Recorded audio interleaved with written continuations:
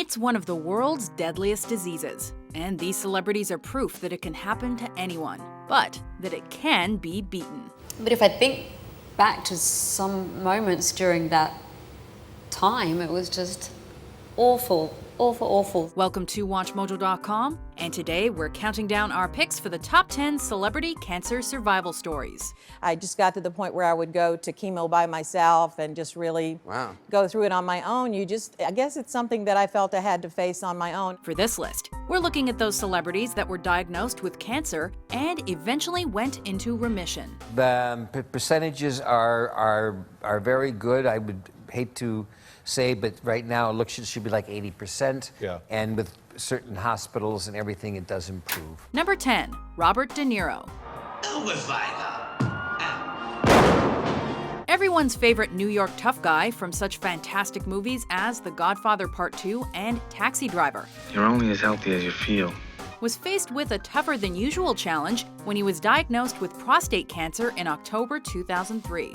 Never one to give up, De Niro underwent surgery at the Memorial Sloan Kettering Cancer Center in New York City in December of that same year and successfully made a full recovery, while keeping information about his condition as private as possible. I'm not asking you anymore. I'm telling you. Eat it. No, have mercy. Less than a year later, he made his return to film, with movies like Shark Tale and Meet the Fockers putting him back on the brighter side of the limelight. I think a competitive drive is the essential key that makes America the only remaining superpower in the world today. Well, whatever works. Number 9, Tom Green. Bet you've never seen one of these before. Tom Green started out the new millennium as a guy with a popular MTV show. But early in 2000, that show went on hiatus after Green was diagnosed with testicular cancer. It's a scary thing to have to deal with, and it does change your life, having dealt with cancer. While his public persona previous to his illness was that of a shock comedian, the announcement allowed him to show a different side of himself on the Tom Green Cancer Special by showing the realities of living with the disease. Hey kids, feel your balls so you don't get cancer. His special included graphic images of his own operation, which thankfully turned out to be a success and seemingly increased his fame and popularity tenfold. Yeah, here's the thing that they don't tell you when you get cancer. That it hurts. That it hurts. Yes. It's painful. Then he celebrated by releasing Freddie Got Fingered. I got it.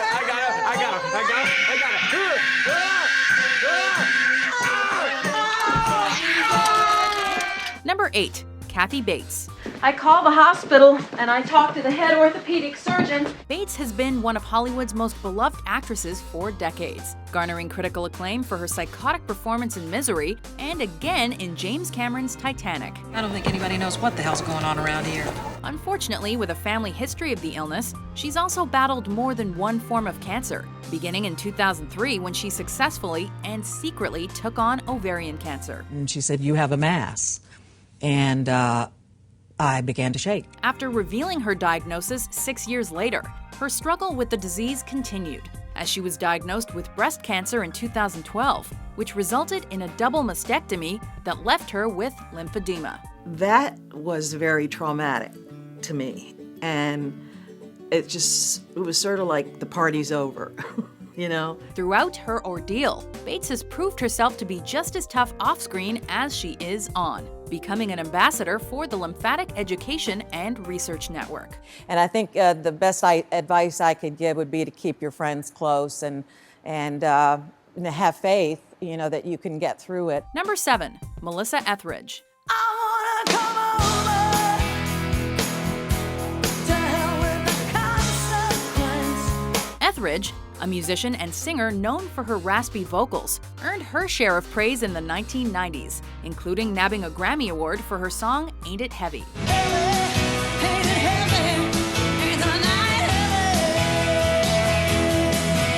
However, it was her successful battle with cancer in 2004 that garnered her significant attention.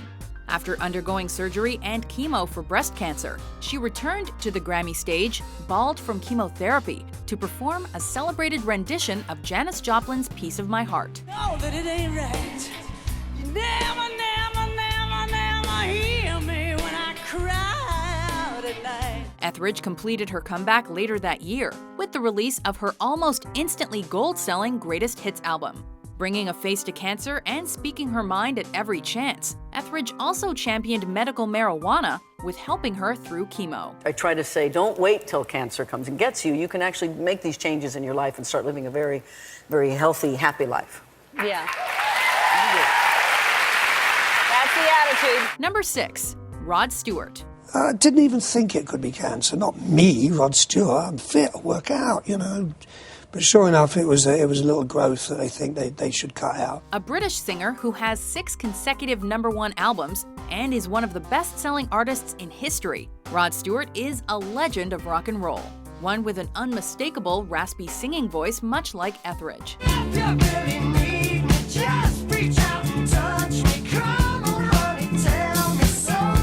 When he was already on the other side of his 55th birthday, Stewart was diagnosed with thyroid cancer in May of 2000, and that diagnosis was a stressful one, as it threatened to rob the rocker of his iconic singing voice. I was frightened, really scared, you know, and all sorts of thoughts were going through my mind, you know, of becoming a landscape gardener. He received immediate treatment, and the surgery was a success, but it took such a toll on his vocal cords that he had to entirely relearn how to sing.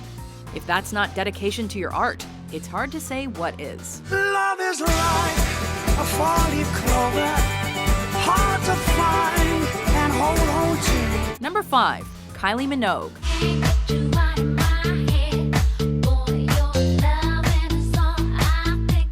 Best known as a candy-voiced vocalist, Kylie actually started her career in television, starring in the long-running Australian soap opera Neighbours for 2 years. Charlene, when you said I would have a costume, I thought you meant just that. Then you're a bigger bunny than I am.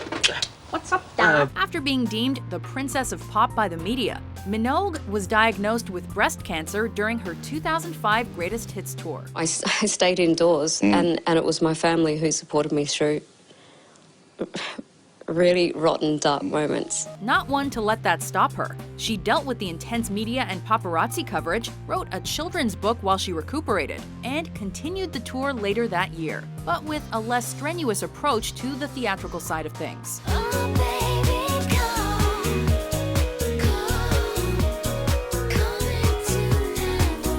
Even more importantly, some doctors have cited Minogue's high-profile cancer case as a factor that encouraged young women to get regular checks for the disease. Whatever hope or help I can give to people who are going through a similar kind of circumstance, then I just want to spread that message, you know. Number 4, Michael Douglas. So you've already begun the regimen. I've started the regimen already. I mean, you've never looked better to me, and this proves that you're a tough guy, for God's sake. One of the most celebrated actors around, who's even won the AFI Life Achievement Award, Michael Douglas is perhaps best known for his role as the greedy Gordon Gekko in Wall Street. Greed is right.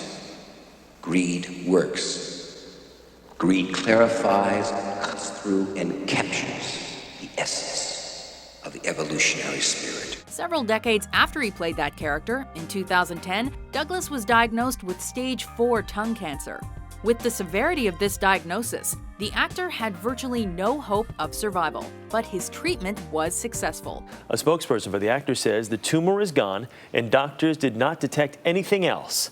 He will have to be monitored for the next few months. Although American, Douglas's cancer was actually identified by Canadian doctors after countless visits to American specialists failed to detect it, which is why Douglas has offered his time and fame to help raise money for the Montreal hospital where he was diagnosed. The one thing that I will be so internally grateful to cancer for is it's shown me a love and a bond with my family, with my best friends I never would have imagined would have been that deep if it wasn't for cancer. So I'll thank it for that. Number 3, Christina Applegate. Okay. No, I don't want to go to a party in your pants. Very well. Ian, would you like to go to a party in my pants? Christina Applegate, who most of you might recognize from the Anchorman movies, started her career on the often raunchy hit sitcom Married with Children. Oopsie.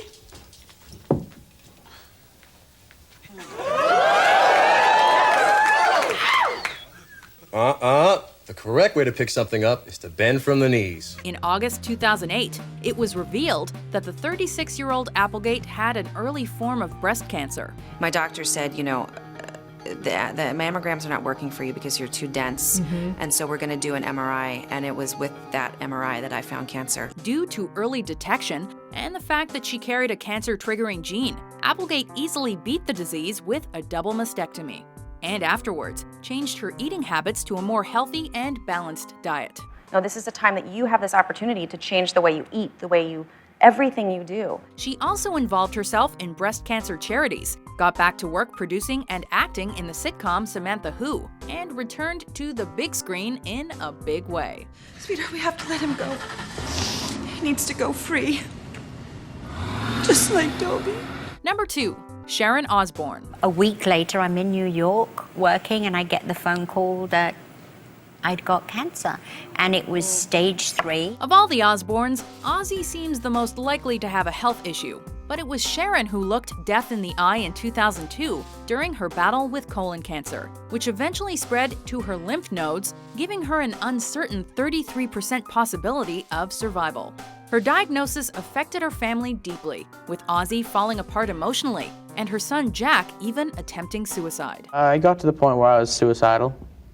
Why did you want to die? Because I wasn't happy when I was sober, and I wasn't happy when I was high anymore. Luckily for her and her family, she pulled through, and her entire struggle was captured for the 2nd season of The Osbournes. I went to the doctor today. My blood work is completely clear of cancer, and I finished my treatment in January. 10 years later, she chose to avoid another bout with cancer by undergoing a double mastectomy when she learned she carried a gene that increases breast cancer risk. Just relieved. That's the way I felt. And I did it the way I did it because I didn't want to worry friends and family. Before we take a look at our top pick, here are some honorable mentions. How'd you feel when they told you you had it? Well, it was just like somebody hit you in the belly with an iron pipe. Sybil, good to see you. You look Wonderful great. to see you. He went on to explain he is undergoing treatment and is more than optimistic about a satisfactory outcome. I was diagnosed with bilateral breast cancer, and I ended up getting a double mastectomy. So in my case, starting my mammograms early because I had a family history of it might have, been really life-saving. Number 1, Lance Armstrong. Once I was thinking about quitting when I was diagnosed with brain, lung, and testicular cancer all at the same time. But with the love and support of my friends and family, I got back on the bike, and I won the Tour de France 5 times in a row. But I'm sure you have a good reason to quit. Cancer is something we all have to worry about, but it certainly isn't a common concern at age 25. Unfortunately for famed cyclist Lance Armstrong, he was diagnosed with stage 3 testicular cancer at that age in late 1996, with his doctor claiming that he had next to no hope for survival since it had already spread to his brain, lungs, and abdomen. Clearly, he had less than a 50% chance of surviving his illness based on the distribution of the disease at the time of diagnosis. Against all odds, Armstrong was declared cancer-free less than a year after his initial diagnosis and went on to win 7 straight Tour de France titles from 1999 to 2005. Despite the subsequent doping scandal that stripped him of his wins, Armstrong is still an inspiration to anyone challenged by cancer, encouraging them to live strong. It's been 10 years. We've raised over $200 million, and It's been something. It's been. Do you agree with our list?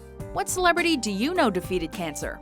For more courageous top 10s published every day, be sure to subscribe to WatchMojo.com. If you suddenly feel that something is caught in your throat, you're constantly clearing your throat, you experience any throat pain, ear discomfort, those are all signs you should tell your doctor, not something to ignore and just try and tough it out.